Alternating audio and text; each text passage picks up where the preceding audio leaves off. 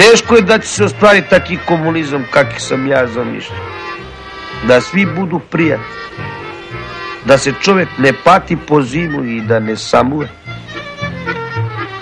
Čim brineš, to nije komunizam.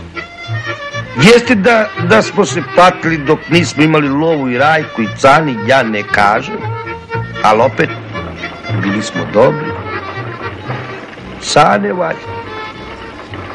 Kad ti je sve potaman, ne možeš noge da pomereš. Ko da te zakovali za ovu crnu zemlju. I tako opet ništa. Ništa nema od komunizma. Samo mi smo od mečke utekli, hvala Bogu, hvala Bogu. Ali od ovog što ne snađe, teško da će utekli.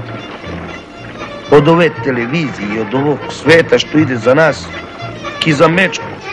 Od ovog sveta što razdvoji nas trojicu, što nas zacrni za ceo život. More idem, pa makar di? U Nemačku. U Nemačku. Pa šta?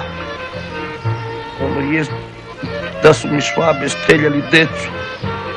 Pa to su bili fašisti. Fašisti majki i Gaspari. A sad je nešto drugo. Sad je kod Nemci mir i red.